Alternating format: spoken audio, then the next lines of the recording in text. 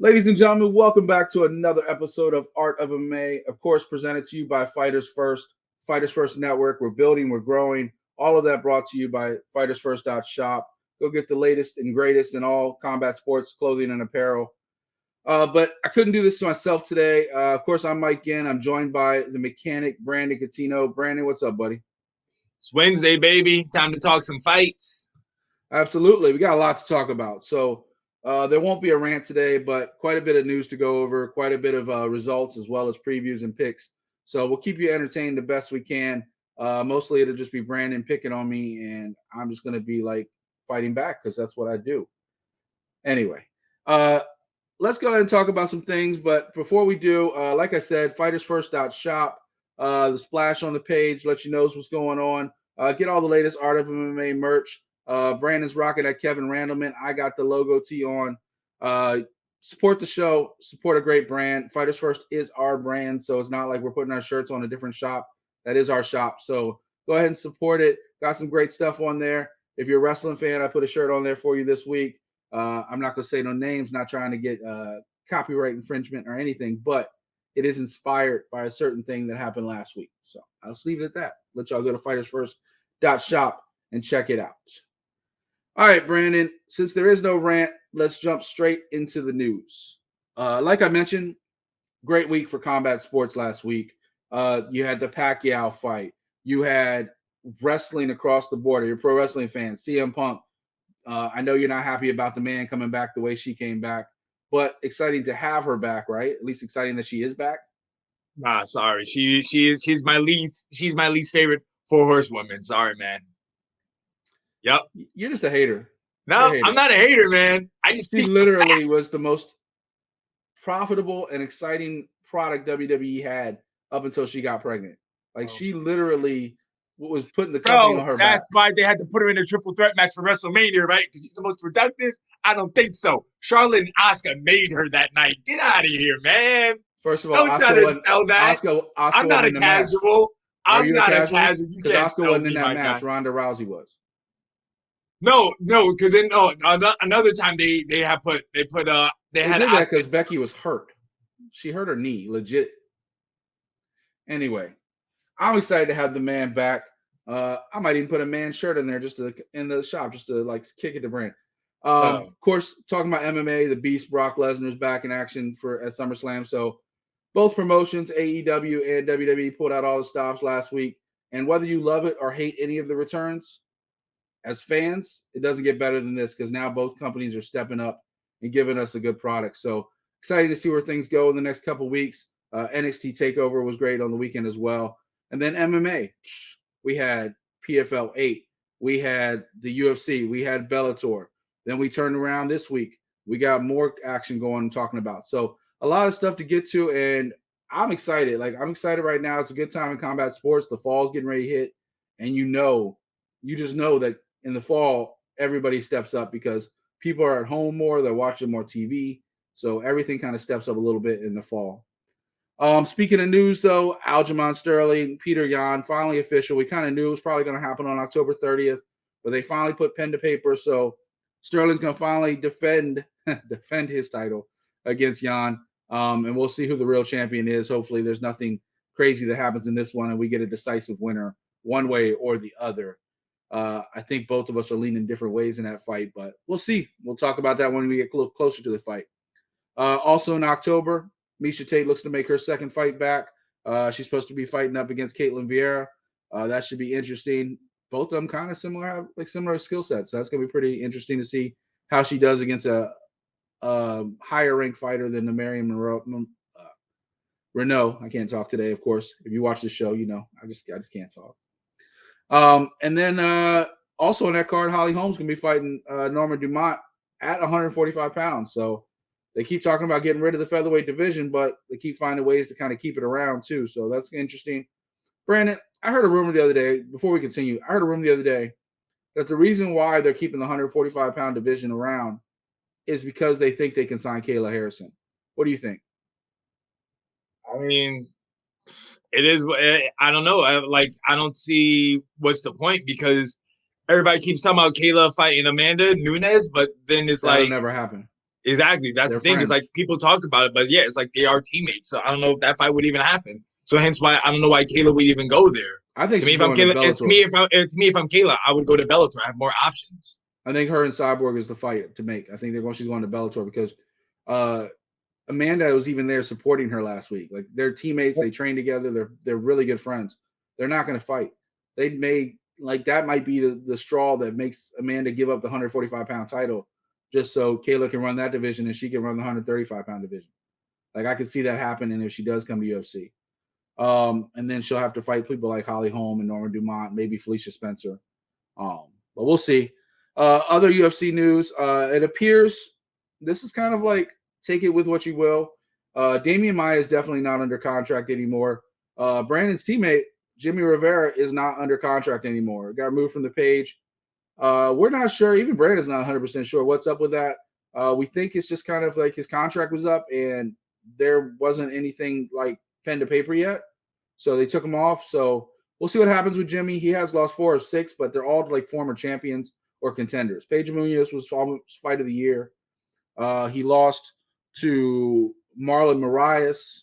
I believe he lost to Aljamain Sterling and Peter Yan.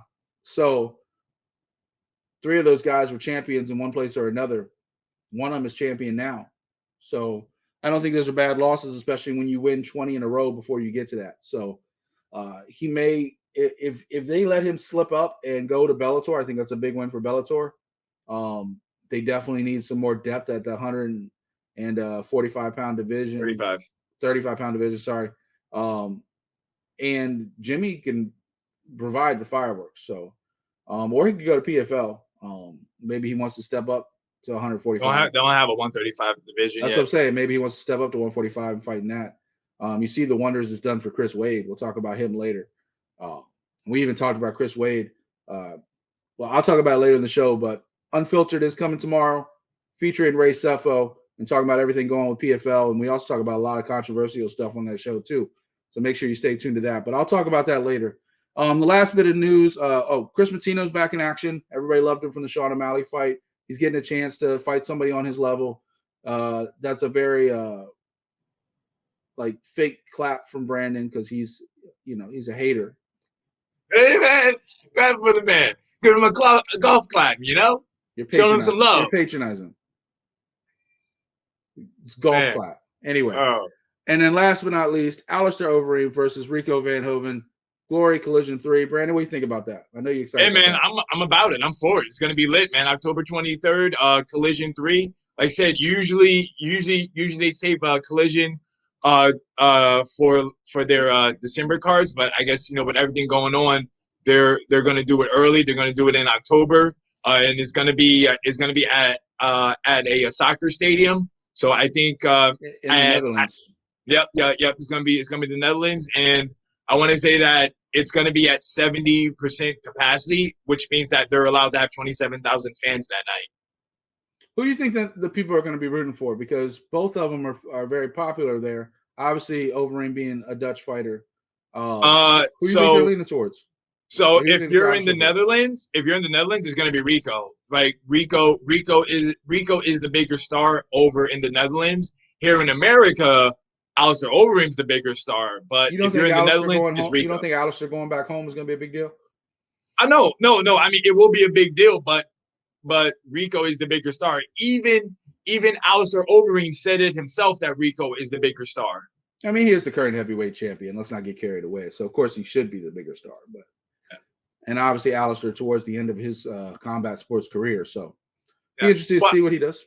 Yeah, but I mean, also too. I mean, I think Alistair said that Rico he does all the media. He does all the media interviews. He doesn't. And plus too, I guess with the way how the Netherlands does their media, it just more favors towards Rico because Rico was seen as a good guy. He does all the right things and everything like that. So that's why he says that Rico is the bigger star over there. All right. Well, that is the news for this week. Brandon, we got a lot of results to get to this week, and then some previews to go to as well. So let's go ahead and hop into that. First, are you talking about bare knuckle? I will talk about it. Let me finish. All right, sorry, man. Hater. Like y'all keep I'm saying not he's hating the because I'm good asking guy. about bare knuckle. I'm The the one good sport guy. that I don't even want to talk about, but you always want to throw it in there. I'm bringing it up. I'm the good guy. Oh, okay. Heel, face. Nah, don't listen to him, dude. He's just another version of MJF. He wants to pretend that he's the good guy, and he's gonna stab you in the back. Hey, don't listen to this guy. I don't go around saying I'm better than you and you know it. I just let you think it. All right. That's enough wrestling before everybody tunes out. Quick picks update. Last week was a good week for your boy. Not so much for your other boy. But he's still the lead dog. He's still got a sizable lead. But I made up some percentage points last week. We'll get into all that. The leaderboard is always in the show notes below. Leave a comment. Tell us what you think. Hey, make your own picks with us. Leave them in the comments. Let us know what you're doing. Let's go ahead and start it off. You mentioned it, bare knuckle, BK20, BKFC 20. I'm not going to talk about the card, but Johnny Bedford did defeat Reggie Barnett in the main event. And then the reason why it's notable to MMA fans, Alan Belcher returned to the cage or the ring for the first time in years, and then he got the win over Tony Lopez. So nice to see Alan Belcher competing again. He looks jacked. He looks so much bigger than he did when he fought in the UFC. So that is that. All right, let's get to PFL 8. Kayla Harrison, Genah Fabian in the main event. Of course, we had the women's division going on as well as the men's heavyweight, talking about who's going to make it into the finals. Obviously, the big event, October 27th, they're building towards giving away $6 million in prize money, all the finals that night, plus the return of Clarissa Shields. So that's going to be a big event. But let's start off with this event. Let's talk about it. Kayla Harrison versus Genah Fabian.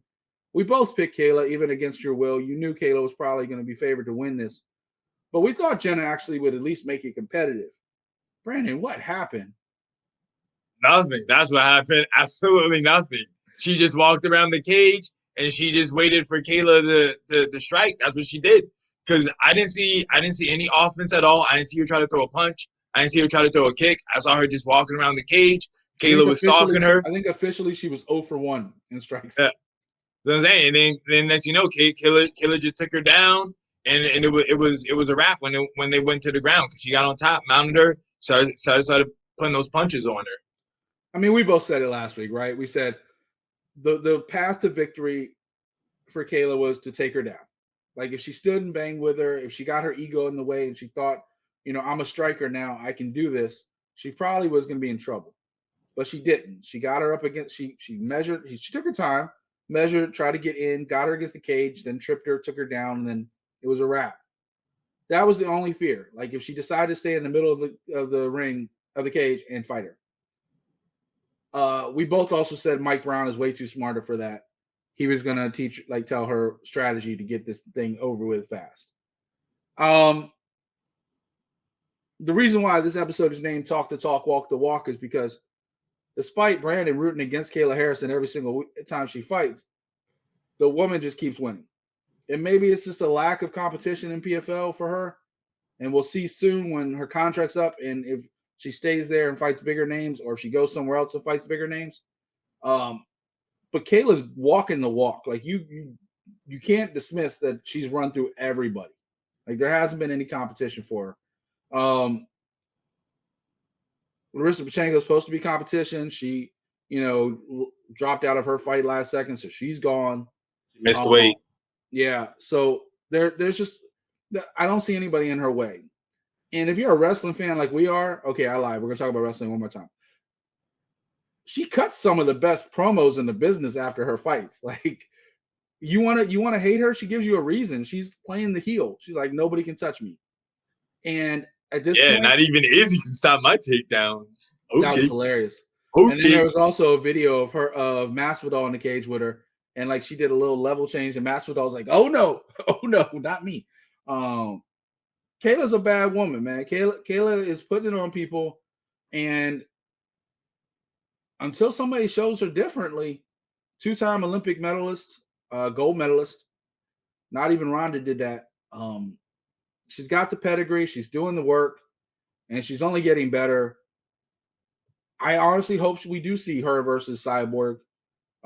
We talked about it off air. We're never going to see, like, people at home, and I'm even going to throw MMA journalists in this. Stop with the Amanda Nunes talk. They are friends. Amanda was there supporting her. They're teammates. They have no intention of ever fighting each other. If Kayla goes to the UFC eventually, I see Amanda giving up her 145-pound title and letting Kayla just run that division, because there is no interest in either party to fight each other. They're really good friends. They don't want to fight each other. The fight that everybody needs to be talking about is her versus Cyborg, because that's the one that can actually maybe happen. Scott Coker's not been afraid to make cross promotion stuff. Ray Sefo and Don Davis aren't afraid to make cross promotion stuff. It can either happen that way, or she can go to Bellator. You guys are trying to get hurt. You're trying to get that girl hurt, man. You guys trying to get that girl hurt. Because why? Because it's like man, like that's why with me it's like, man, I say people like, that's why I say, yeah, let her go to Bellator. I never say, oh, let her fight Chris Cyborg, man. You guys are trying to feed her to the wolves already. Like the thing is, like, there's no other fight to make at this point, bro. No, there is plenty of fights to make for her, man. Why you guys trying to disrespect my other girl, Kat Zingano? What happened? Why you guys trying to disrespect Ronda? Oh my goodness, man! You really trying to go on that fight? You really trying to go on that fight? Kayla's a better judo person than Ronda. Oh man, I can't, man. Like that fight. Oh my, yeah. Move on. I understand the circumstances around that fight. Move on, man. My heart is always going out to Kat Zingano. Homegirl made one mistake. Like she went out crazy, because she came in, ran and did and tried to do a flying knee kick, missed it, and then she fell, and I was a wrap. Like, you think she's really gonna do that again? Conor McGregor Jose Aldo fight. Oh man. Yeah, and hence why Conor McGregor's running. He never came back for that rematch though, right? Because he knew he had lightning in a bottle, man. Come on, Mike. I always got to educate you on this stuff. Exactly. Anyway, Kayla Harrison's a beast, and you're gonna have to start respecting her sooner or later, because ain't nobody stopping her right now. I've said online, I've said in social media, Cyborg is a different kind of animal. You don't she has a very underrated ground game. She's a black belt in jiu-jitsu. She would be a problem on the ground also. She just never has to go to the ground because she's knocking people's heads off. So understand that it would be a very tough matchup, but Kayla is arguably the more explosive grappler. So it would be interesting if she gets caught with fighting Cyborg, if she gets taken down. I don't know, but I would sign up to watch that fight. And Brandon can talk shit, but he would sign up too. Anyway, hey man, anytime I can watch Chris Cyborg violence, I'm watching it, because that's how that fight's gonna go. Cyborg by violence, and you guys will be like, oh man, Kayla Harrison, just like Ronda Rousey. Boom, that's how it's gonna go down. But it's okay. We'll wait when that time comes. Hater. It's all love, baby. All love my ass. Anyway, you see what he says offline about you, Kayla. Anyway, let's move on. Co-main event. Brandon got this one wrong. Talking about Bruno Cappelozza. I told you, this guy has looked phenomenal since he's moved up in heavyweight. At 205, he was up and down. At heavyweight, he is so much faster than some of these guys, and he's carried his power up a division, which is very rare when you go up to keep your power. But maybe it's the speed, maybe it's the accuracy, but he just looks dominant. Jamel Jones always got a puncher's chance, but he didn't have a chance in this fight. What do you think of this fight? Yeah, man. I think it was just too much for Jones, man. Like we always talk about, man. There are levels to this. Like say, Jones, he was hanging out in the regional scene at CFFC, was doing well. He was undefeated. He had his first fight in the PFL. He caught his guy, dropped him, finished him. He was feeling good, but then boom, like you said, he came up against another person, a veteran, experience. They used to fight at light heavyweight. Now they're at heavyweight. Like you said, he has the speed. He moves really well.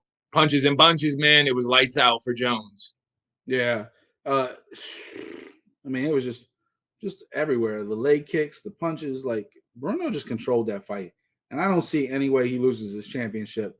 Also on the card, Kayla Harrison's opponent for the finals was made as well. Taylor Gardado beat Mariana Marias, who was a substitute for Larissa Pachenko, missing weight.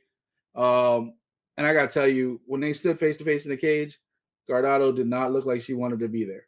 So I don't have high hopes for her against Kayla, but we will see. A fight is a fight. Anything can happen.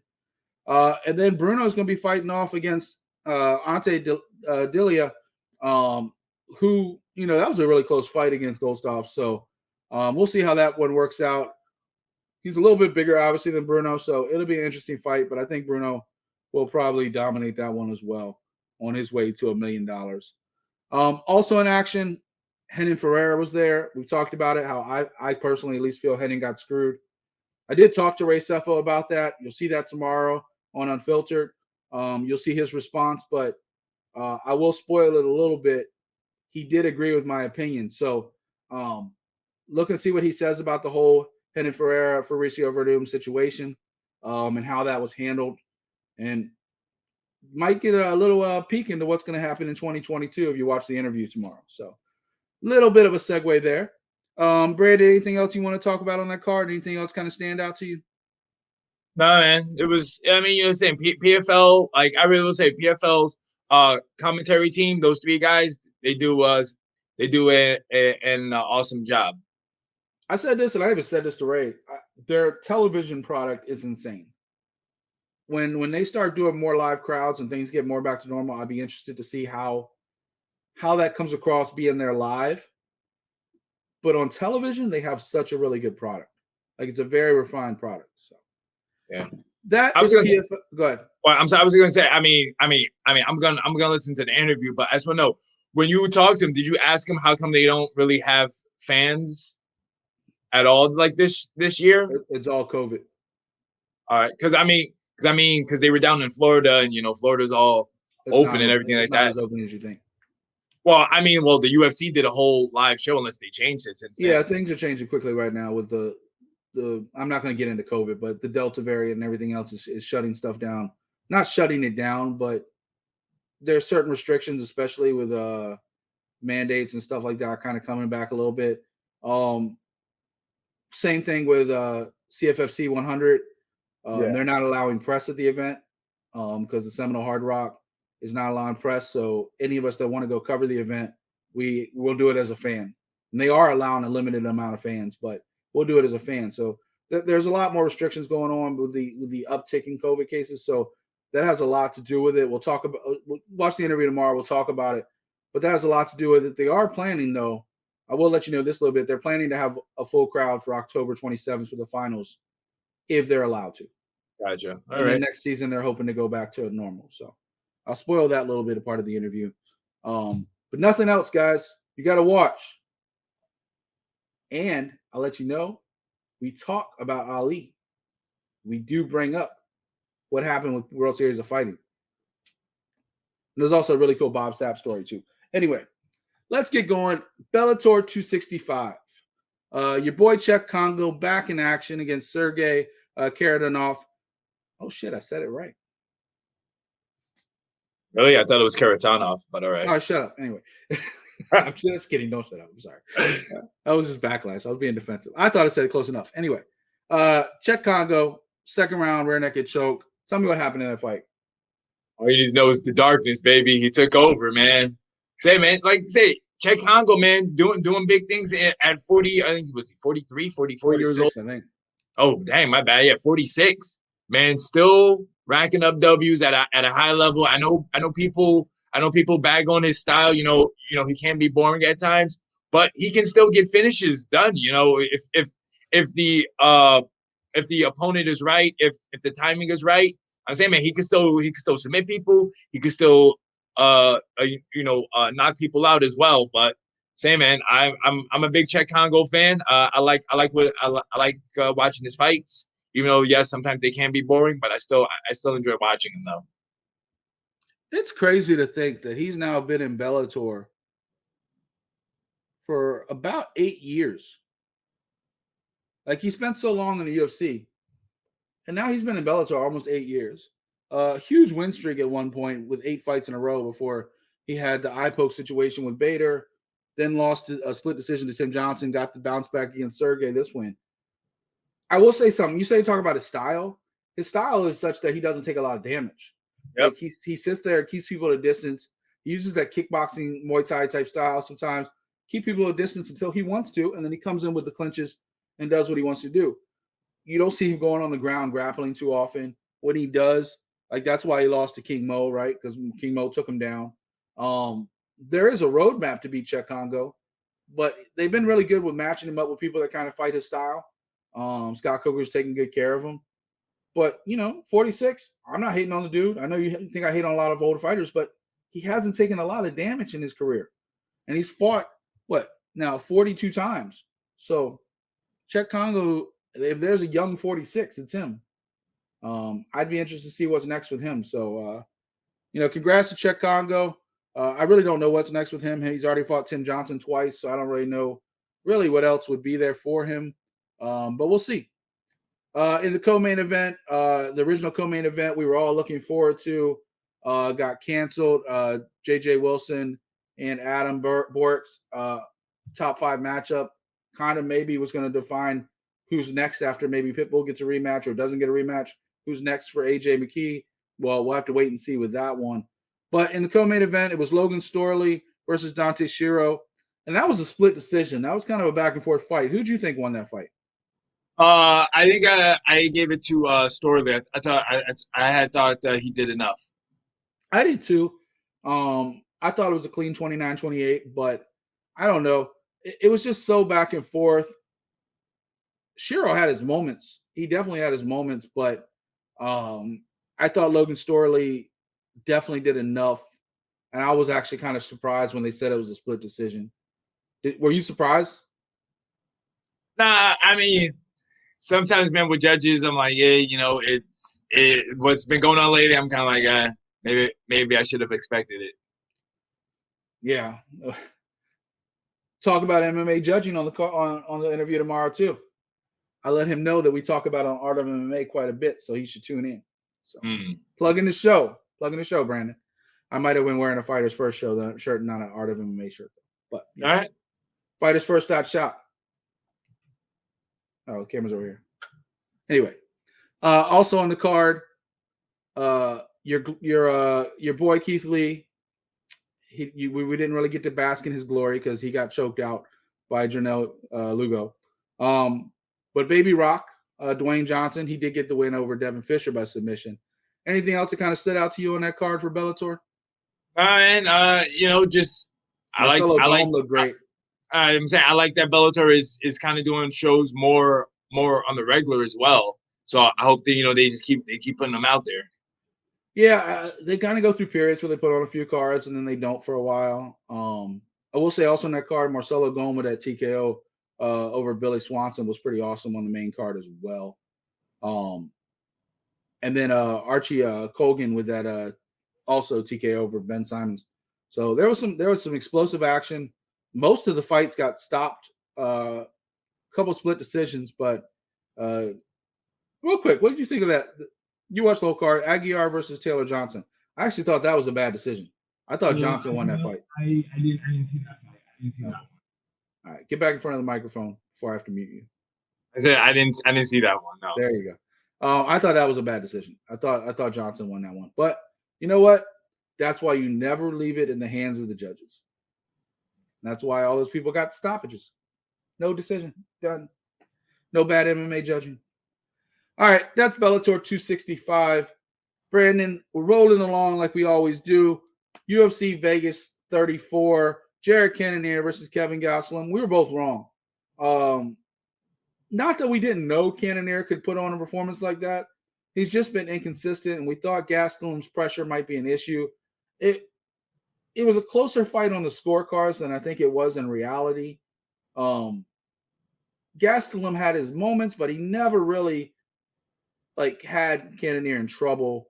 Cannonier landed some good shots here and there. What did you think of that fight, and break it down for me?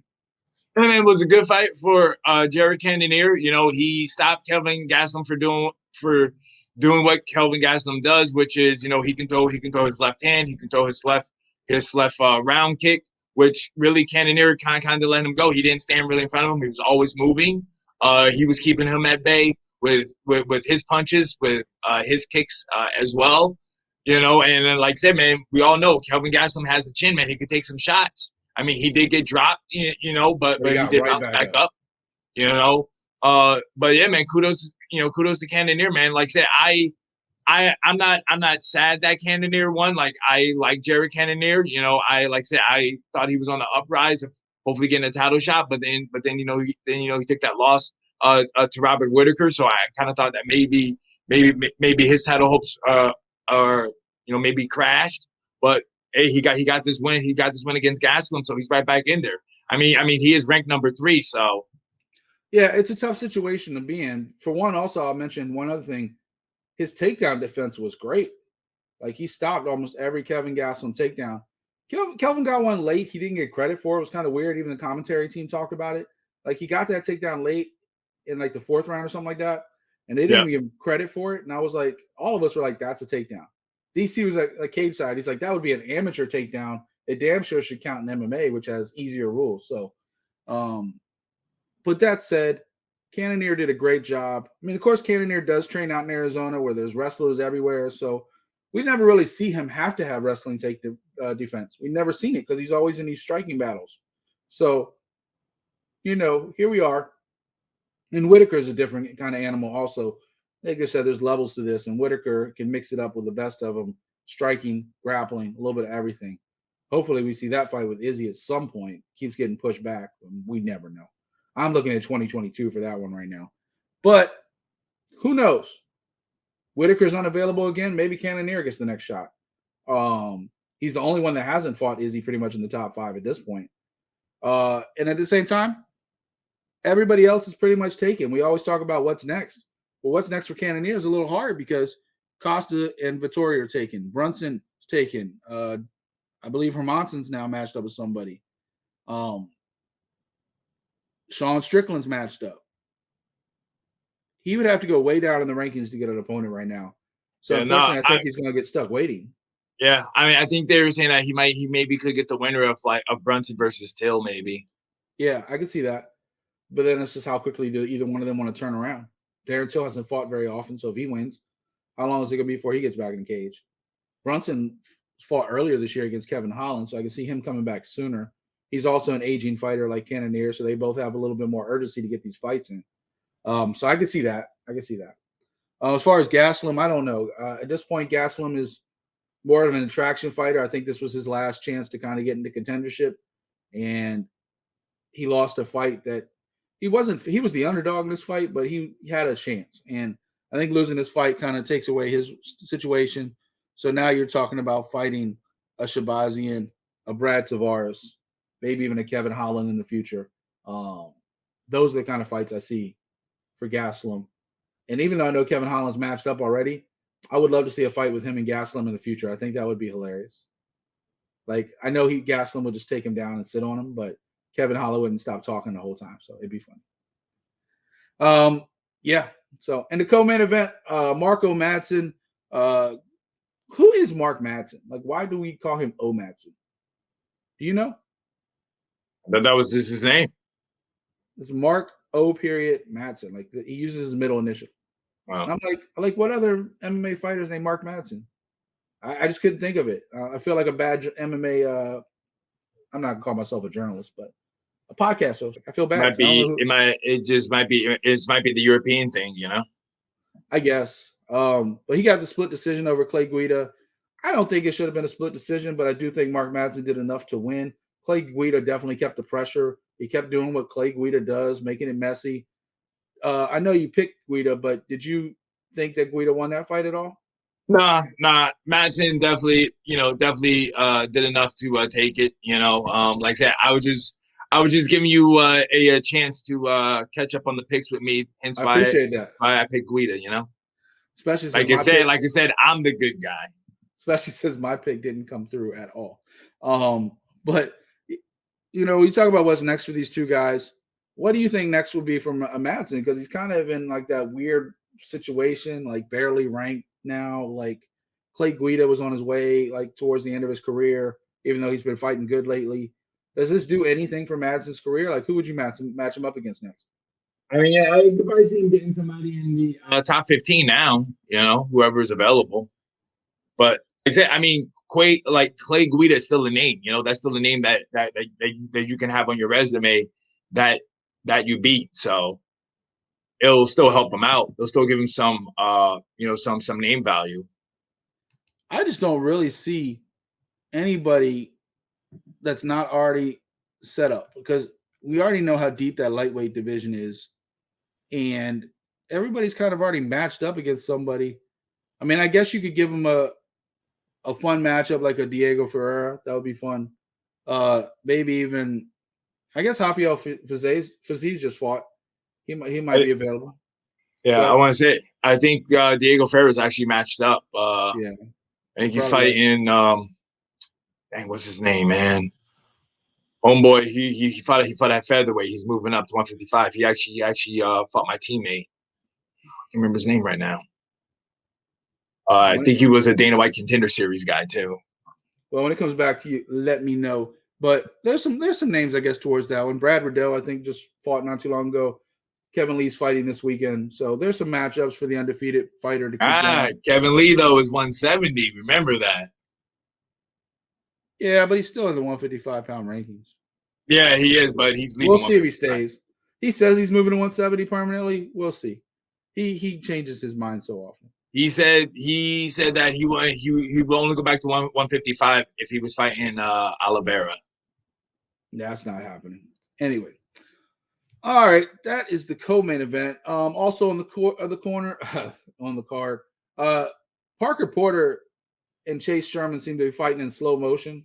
Like, I don't think I've ever seen a slugfest like that. That I guess I have, but just like they look like they're fighting in slow motion. But heavyweights, baby. Heavyweights. Said heavyweights, baby. Parker Porter got the best of most of the situations, even though Sherman had the size and reach. But Porter definitely got the best of that one. Trevin Jones took the loss in the third round, got choked out by Kakramanov. Did I say that right? Kakramanov? I think so. From Hell Pichel, got the win against Austin Hubbard. My pick didn't go so well. Honestly, I don't. If Figueiredo doesn't get the shot against Brandon Moreno, Alex Pantoja needs to, because Alex Pantoja made light work out of Brandon Royval. And then on top of that, he's already beat Moreno twice, one officially and then one in the tough competition as they were coming up unofficially. He is the boogeyman for Brandon Moreno. Now, Brandon Moreno has, in the last 2-3 years, has elevated his game dramatically. He's gotten a lot better and a lot better and a lot better. Even from the first Figueiredo fight to the second Figueiredo fight, Brandon Moreno got better. So I don't know what to expect out of that one. Would you agree, though, that Alex Pantoja would be next if Figueiredo doesn't get the rematch? I mean, they had him talking. They were talking on the show. They have Moreno, with the headset on and everything like that. I mean, they were being nice to each other. But yeah, I mean, I don't see who else would be next. Really, Askarov is right there too, but yeah, but I think he's hurt. So, I mean that it's either Figueiredo if they want to do the rematch, or he might move up to 135. And then to me it would be Askarov,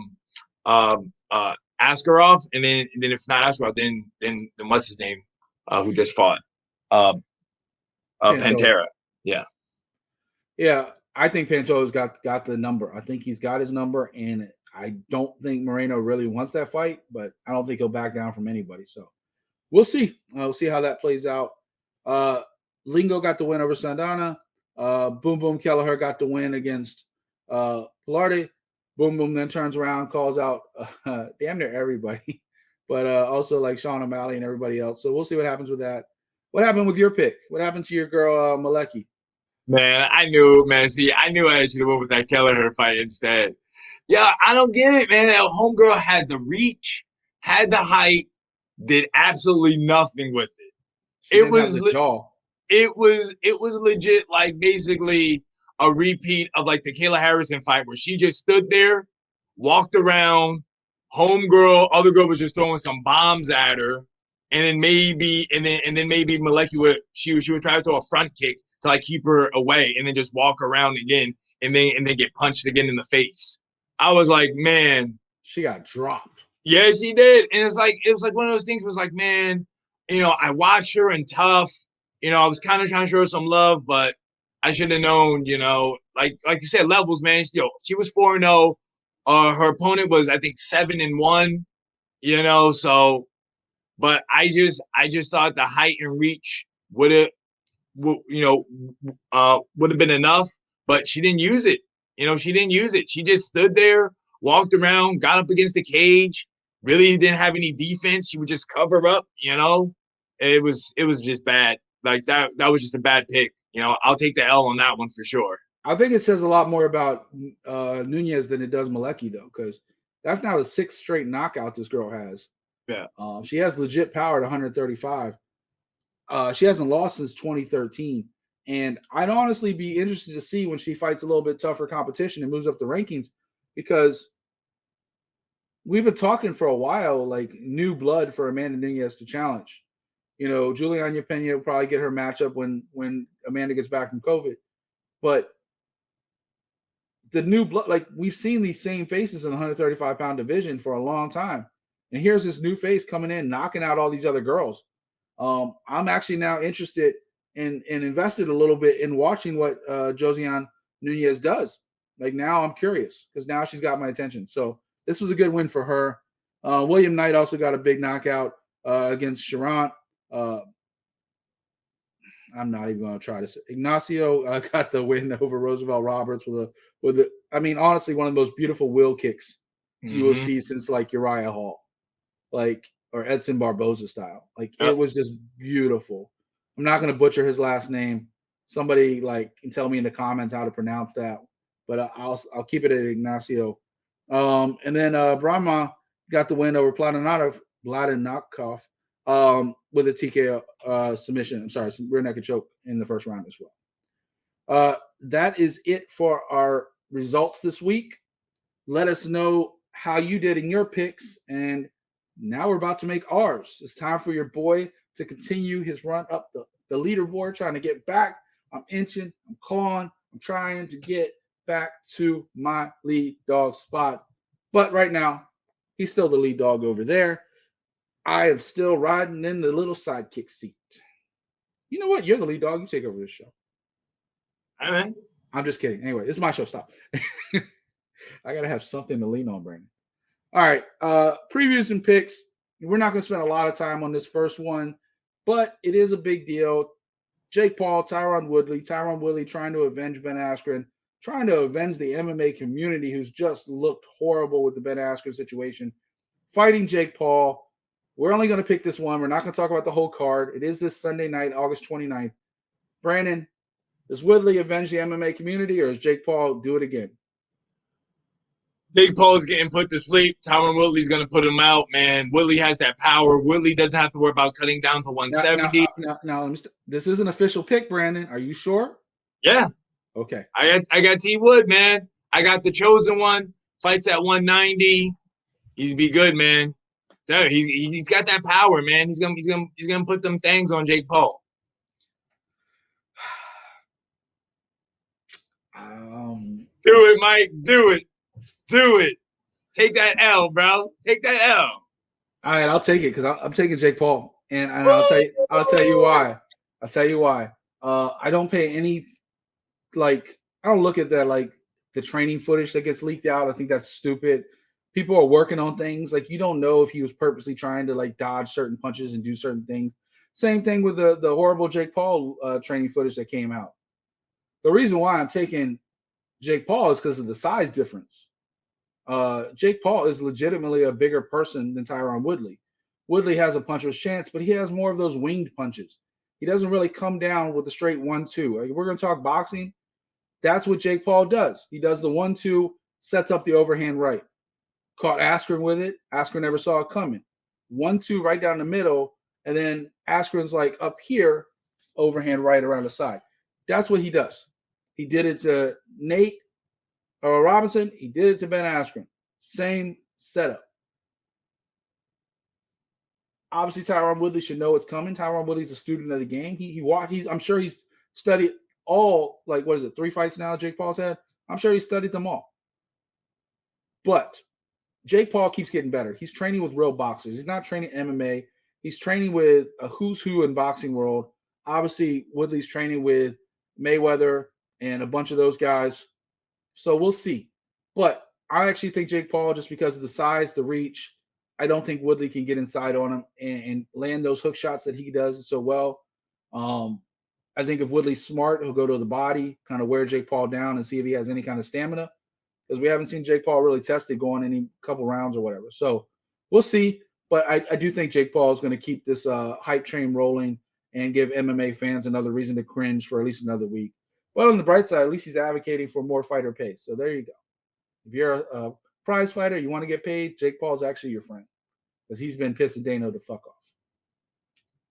And there goes our censor tag for the week, because I said that word. All right, let's get into some MMA results. PFL 9, the last week of the playoffs before they get to the championship. Loughnane versus another one. I'm just going to say Movit Khaybulaev. Actually, I think I said it right.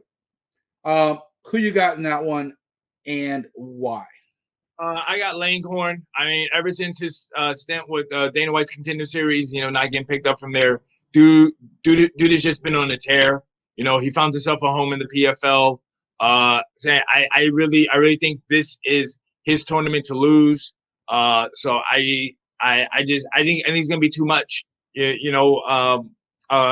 this fight, and I think he's gonna get his hand raised. I was going the other way. I think Movit Khaybulaev is going to get the win. He's undefeated, never tasted defeat. He has the one no contest and another draw. But the no contest was a fight against Daniel Pineda, who's doing well in the UFC now. He's fought some tough guys as well. And he beat Lance Palmer, who is the 2-time defending champ. I know Brendan's look great. The majority, he almost lost to Tyler Diamond, to be real, though. And Tyler Diamond didn't really impress me at all this year. So we'll see. But I'm gonna take Khaybulaev in this one. Me and Brandon are gonna be a little bit different. See if I can keep inching back to the front of the line. All right. Plus, if I win the picks this year, I ain't got to give away a prize, because I'm the prize. It's mine. Anyway, in the co-main event, always a favorite of ours, Chris Wade, Long Island MMA. Obviously, the connection to Sergio. Rooting for him. He's been buried on the bottom of these cards each time, and he keeps on winning. Now he's got a more marquee fight. He's fighting Bubba Jenkins in the semifinals of this featherweight. He moved up to 145 pounds, and he has looked fantastic. I'm going to start this one off. I'm picking Chris Wade to keep the momentum going. I don't think Bubba Jenkins can deal with his grappling. I think Bubba Jenkins has probably the advantage on his feet. But Chris Wade's a veteran. He's been around a long time. He's fought a lot of tough guys. I think Chris Wade's going to keep the momentum train going. Who you got in this one? I too am picking Chris Wade, but I actually have it the other way around, where I think Bubba Jenkins has the ground advantage, while Wade has the striking advantage, and that's how I think Chris Wade. I think that's how Chris Wade will win this fight is by putting the volume on Bubba Jenkins. Like saying Bubba Jenkins can wrestle, but his striking wise, I don't think so. I think Chris Wade, saying he's got his hands, he got those kicks. You remember, I think what was it last season where he started to fight out with the flying sidekick, out of nowhere. So I think I just think Chris Wade will be able to put the volume on Bubba Jenkins. Will be too much for Jenkins. He'll swarm him. He'll get his hand raised. I gotta be honest. I didn't think Jenkins didn't really impress me against Moffitt. He impressed me against Palmer, but he didn't really impress me against Moffitt. So I'll be interested to see. And like I said, Chris Wade came out. He stopped his last opponent. He just looked fantastic. So we're both on the Wade train for this one. We're actually picking all 4 semifinals this time around to give me a better chance to kind of come back on Brandon. But also, I was wondering why. No, I felt bad last week that we kind of only paid attention to the favorite matchups, and we didn't really care about the other matchups who also have a chance to win $1 million. So we'll pick the last 2 fights real quick. Emiliano Sordi versus Antonio Carlos Jr. Who do you got in that one? I'm going with Antonio Carlos Jr., man. I'm going with Shoeface. Like I said, I liked him. I liked him in the UFC. I just think he's the veteran. I think he has the ground control. I can see this being a finish, either first or second round. You know, like saying he goes out there and like I said, I mean, people might not like his his fight weight, because I think some people think he's boring too. But to me, the dude goes out, he gets finishes. I don't know how you're gonna call that boring. Well, they both kind of backed their way into the playoffs. Sorty with the draw, Antonio Carlos Jr. with the no contest against Vinny Magalhaes with the. It's because that's Vinny being Vinny. Yeah, that was just a joke. But he did look great against Tom Lawler. I actually really like Antonio Carlos Jr. at 205. I think he should probably stay there. He looks a little bigger. He looks a little stronger. I'm taking Antonio Carlos Jr. in that one too, and I love him. I love Sorty. I think Sorty's great. But Carlos Jr., especially on that ground, if it goes to the ground, the fight's over. Like Carlos Jr. is just the top level. Like you said, there's levels, and Sorty wants to keep that fight standing at all costs. But Antonio Carlos Jr., he even showed it against Brad Tavares for a little bit. He does stand on his feet pretty well, and he's further and further away from that knee injury. The more he fights, the more he gets some movement back. So I like Carlos Jr. a lot in this one. In the other fight, Cesar Ferreira versus Martin Hamlet. Who you got in that one? I'm going with Cesar Ferreira. I think he'll be in the finals. Like I said, I mean, both these guys, they kind of do different things, but I just think Cesar will pull it out and he'll get his hand raised. I had a hard time picking this one because they both also backed their way into the playoffs with a loss. But one of them got choked out and one of them lost the decision. So they're very similar fighters, like you said. Cesar Ferreira definitely has the experience advantage. Older, more experienced fighter. But Hamlet, just the way that dude's built like a freaking monster. Like I don't know how the hell he's only 205. Yeah, it's just like. So I'm gonna take Hamlet in this one. I'm gonna go different from you. Try to make a little bit of ground up on you, but I also think it's a very pick 'em matchup, and I think either one could really come out on top in this one. But I'll go with Hamlet in this one. In the last fight card of the night, we're talking about UFC Vegas 35. It's also the tough finale, but a fight that's very near and dear to Brandon's heart. He's a big Giga Chikadze fan. I've kind of grown as well, but Edson Barboza is that dude. He's been killing it lately.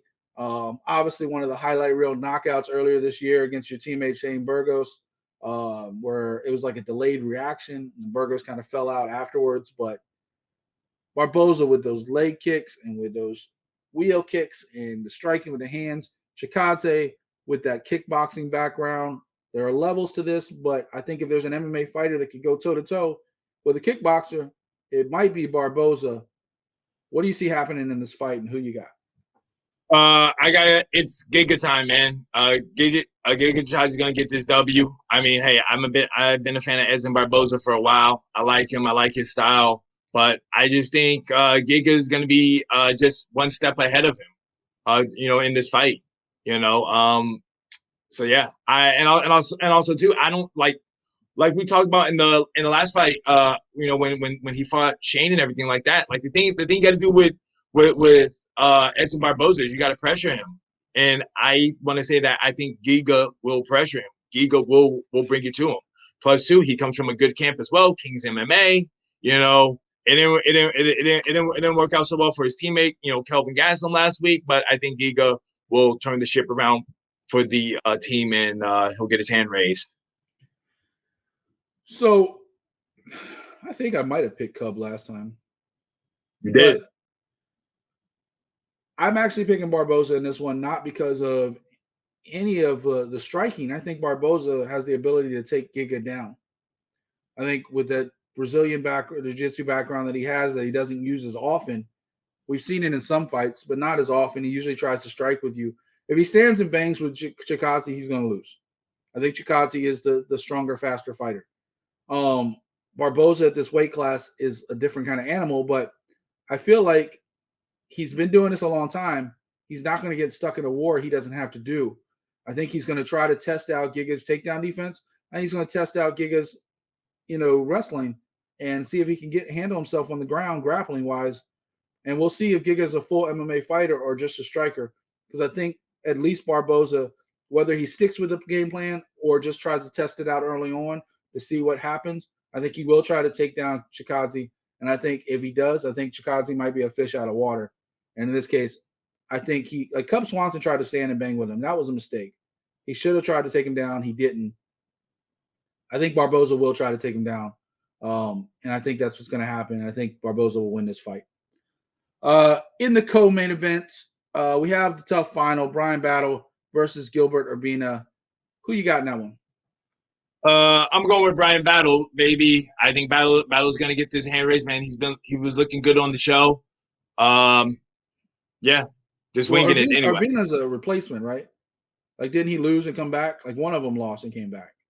That I'm not. I don't apologize to the fans at home. I didn't really follow Tough this much this year. So you got Bryan Battle on this one? Yep. I've been going back and forth, 5-1, 6-1, both very, very similar fighters. Both could be exciting. I will say Urbina has a little bit more ground game, but both of them have submissions. I think Battle tries to go for the knockout a little bit more. I do think Bryan Battle's going to win this one. I think he's looked great in the highlights I've seen for him all season. I didn't watch the whole season, but I did see the highlights, and I thought he looked pretty good in that one. So yeah, I'm going with Bryan Battle as well. The other tough contract up for debate is Turquoise versus Houston. We're not going to pick that one, but if you had to, who do you think would come out with that one? Oh, we're not picking that one? I thought we were going to pick that one too. We can throw it on there. We'll have like 10 picks this week and see. Yeah, I'm just saying. I mean, it is the other finale. You don't want to disrespect them. Wait. So you don't want to disrespect the PFL other tournaments finals, but Tough you'll do. I mean, hey, I'm cool with it. I'll go either way. No, hold up. Now you put me on blast. You yourself did not watch a lot of the Tough season as well, so I was trying to give you a benefit. Hey, but I still got my picks, man. I'm ready to go. I'm the lead dog. The lead dog's always ready. All right, Turquoise versus High Stand. Who you got? I got Turquoise. And why? I honestly, just to be honest with you, I think Turquoise is the better fighter. Hence why he's gonna get his hand raised. Well, I'm gonna go High Stand. High Stand's 5-1. Honestly, I really wouldn't be surprised if maybe he gets a finish in this. I'm going with Bam Bam because I'm never gonna pick a guy named Pretty Ricky. I'm just not going to do it. Also, yeah, he got that win, but he also come off a loss not too long ago against Martinez where he got knocked out. So I'm going to go with Bam Bam. He's susceptible to the knockout. I'm going to take Bam Bam in this one. High Stand does have a little bit of ground game too. He's got a couple sums as well. So I do know a little bit about these guys. So I'm not totally uneducated in this one. So we'll be opposite on this one. I'll take High Stand. You got Turquoise. Now it's the time we do pick our own personal fight that we're invested in, that we're watching. What fight has caught your eye, and what fight do you think everybody else should watch as well? I'm going with the Dustin Jacoby versus Darren Stewart fight. Stewart, he always brings it. Same thing with Dustin Jacoby. But you know me, like I said, man, I picked my boy Giga, for a former Glory kickboxer, and I got to go with Dustin Jacoby as well, former Glory kickboxer. Man, the kickboxers are going to dominate this Saturday. So you got Dustin in this one? Yeah, I think he's a more versatile striker. I really want to say I think Stewart has power for sure, but I think he's more hands only. While Dustin, he can throw his hands, he can throw his kicks. He even has elbows as well. So I'm not going to disagree with you. Stewart looked terrible in the rematch with Anders. Yeah, like Anders just dominated him and definitely showed a roadmap on how to beat him. So. I'm definitely going to side with you. I think Jacoby's got this one. My fight pick of the night is Pat Sabatini, CFFC vet. Now in his second fight, I believe, in the promotion UFC, fighting Emmers. Look, Emmers hasn't fought in over a year. Sabatini is always ready. Anybody who follows regional action in the Northeast with Cage Fury Championships knows Pat Sabatini. And always ready to go. He's probably going to take him down 1,000 times and ground it out that way, but he can also handle his business on the ground. I think Pat Sabatini is a star in the making. So I'm taking Pat Sabatini in this fight. You have any thoughts on that one? No, man. I too was leaning towards Pat Sabatini. I think it's another good fight for him. Yeah, I think it's a good matchup for him. Also in action on that card, Kevin Lee finally in action against Daniel Rodriguez. That'll be a fun fireworks matchup. You also got Gerald Machart back in action against Murdoch. Abdul Razak Hassan always brings the heat. He'll be in action. And then Smiling Sam Alvey is always a fun fight. Anything else you're looking forward to on that card before we get out of here? I mean, you already mentioned like two of them. Like I said, I'm really interested to see how Keith Lee is gonna do at. I'm not Keith Lee, Kevin Lee. Sorry, wrongly. To see how Kevin Lee is going to do at 170, and if he is gonna stick around there.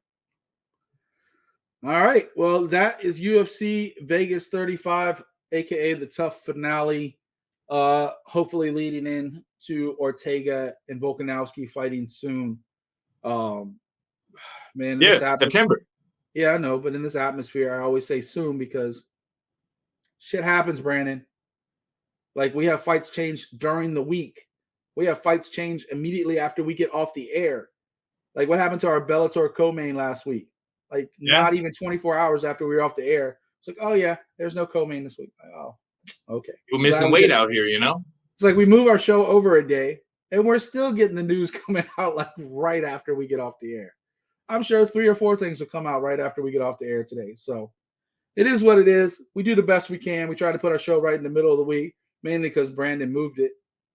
But,